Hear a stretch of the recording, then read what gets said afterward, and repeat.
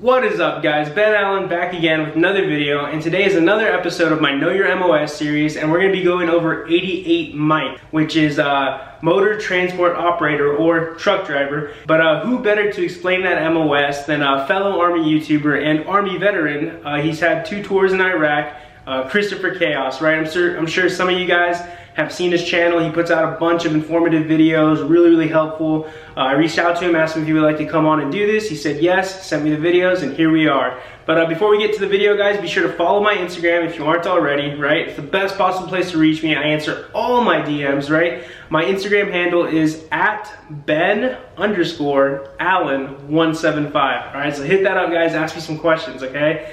And also, if you aren't already, be sure to subscribe to the channel and also like this video because the thumbs up really helps us get noticed. And also comment down below what MOS you're thinking of picking when you decide to join the Army or the military in general, right? I know different branches have different words for their jobs, but let me know what you guys want to be in the military, okay? But yeah, guys, without further ado, let's get to it.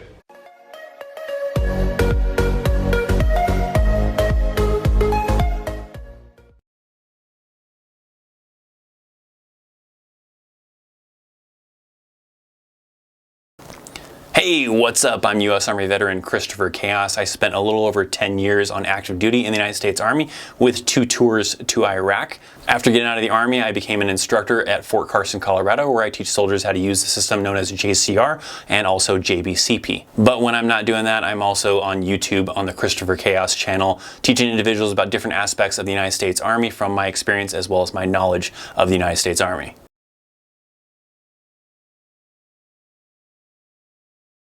So my MOS was an 88 Mike, or a motor transportation operator, and basically doing transportation. You're driving medium, large size vehicles, all different kind of ranges of different size vehicles to move different, pieces of equipment. Either, it could be other vehicles in some cases, it could be food, it could be water, it could be concrete barriers, anything that really needs to get moved from one location to another location.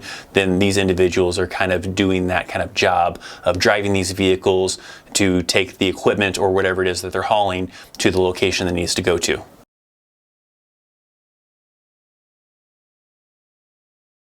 My advice would probably be, when you go to a unit, try to learn as much as you can. Try to get some time, behind the wheel of those vehicles during different situations. Get really familiar, especially like vehicles that have trailers, because sometimes that can be a very difficult thing for some individuals, is being able to maneuver a trailer, to be able to back a trailer up. So take every opportunity you can to get behind the wheel and get experience with those vehicles. It kind of builds on that, experience and abilities to be able to maneuver that vehicle, especially like in tight spots, to be able to maneuver it with a trailer and all sorts of other different kind of situations. So I think taking advantage of that and just getting a lot of wheel time really can help out in your career and make you just a better driver to be able to get that, cargo to where it needs to go to in a safe manner.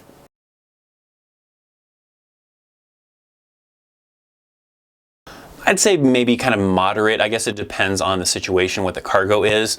Most often the cargo may be like loaded with a forklift or with a crane, or offloaded with that type of thing.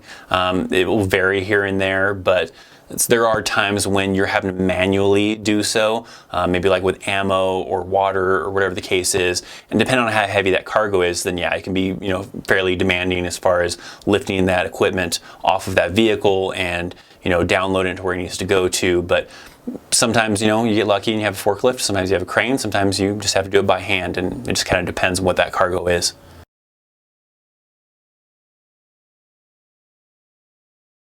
Part of it, I would say, is just being in physically good shape for those situations where you're having to manually load or unload the cargo on the vehicle. But much other than that, everything else the Army pretty much prepares you for the most part. I mean, you can go the extra mile and go to truck driving school if you really wanted to. It's not going to really help you advance really much. It might give you a little bit more experience to be able to drive the bigger pieces of equipment in the Army, but if you don't do that stuff, it's not going to hurt you either. I mean, you're going to go through the training, in AIT, at your units, all that kind of stuff, all the different experiences where you're going to get a chance to drive these different vehicles and get proficient at that. So other than that, I'd say just, maybe build up some upper body strength for situations when you have to unload cargo on your own.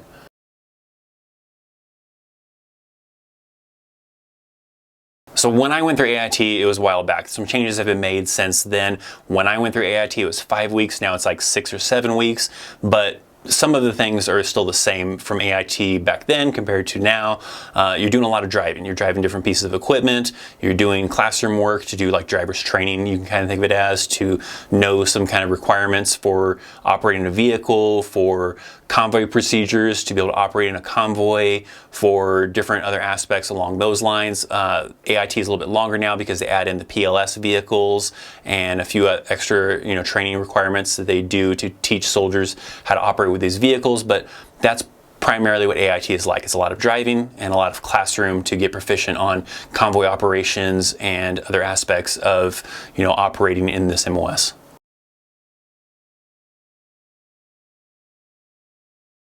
So looking back, like if I was still in the Army as an 88 Mike, I probably wouldn't be as interested in it anymore. I'd be more interested in something like a 25 Victor, possibly, because I like the video production and that's what that MOS does. But yeah, I probably wouldn't mind, switching to something else. I really was just in that MOS for the experience and to get that military background and then move on to bigger and better things anyways.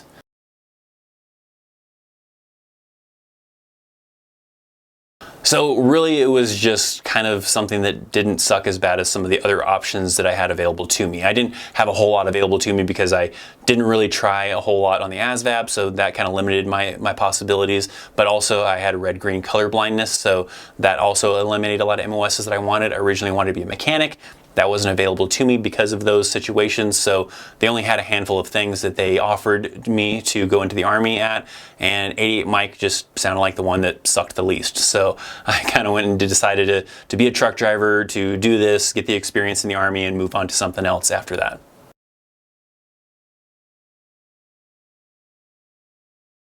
So I wouldn't necessarily say that I hated my job, but I also wouldn't say that I loved my job. I was okay with doing that MOS in the Army.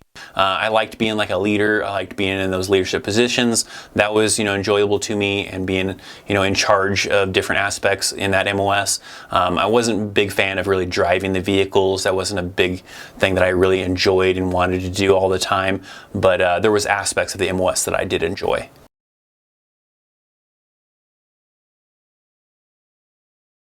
There's probably a lot of different little things here and there. One of the key things that stands out to me is on deployments, you'd usually be doing a lot of night operations because they wanted you, moving your vehicles at night, and, not a lot of people would be out during those times or weren't supposed to be out during those times in Iraq. So that would mean, taking off on mission late at night, working all through the night on mission, coming back, as the sun's coming up, back onto the fob, and then, sometimes you'd have a chance to get some rest afterwards, but sometimes there was some important day-to-day missions that had to get done, and you had to go straight from that night mission straight into a day mission, and it's very exhausting having to work off that very little sleep sometimes. And so that was one of the key things that probably stands out to me as far as one of the hard parts about that job.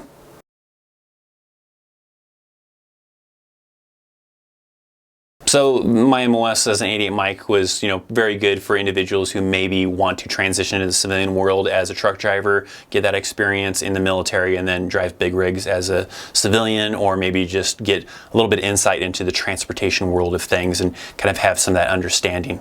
So if you want to follow me on social media, the best place to do so would be on Instagram. My handle is @ChrisChaos, or if you even do a search on Instagram for Christopher Chaos, I'm sure you can find me very easily. Alright guys, so there you have it, Christopher Chaos coming on with a bunch of great info pertaining to 88 Mike. If you guys like this video, smash the thumbs up button. If you want more collaborations with other military YouTubers, like the video, and also comment down below who you want me to collaborate with. I'll reach out to them, see if we can make it happen, and also let me know what MOSs you want next in next week's episode, okay? So thank you for tuning in, guys. I really appreciate it. And also, guys, be sure to follow Chris's Instagram, like he said, @ChrisChaos, and also my Instagram @Ben_Allen175. I'm sure that's the best possible place to reach both of us. If not on our channels, that's fine. But hit up our Instagrams, guys. We post a lot of good content, very informative, I would say. I post some funny stuff. But if you're into that, follow me. If you're into that, follow Chris. He posts very informative stuff on his page as well. And also, guys, be sure to like, comment, and subscribe if you aren't already. And yeah, we'll see you on the next one. Later.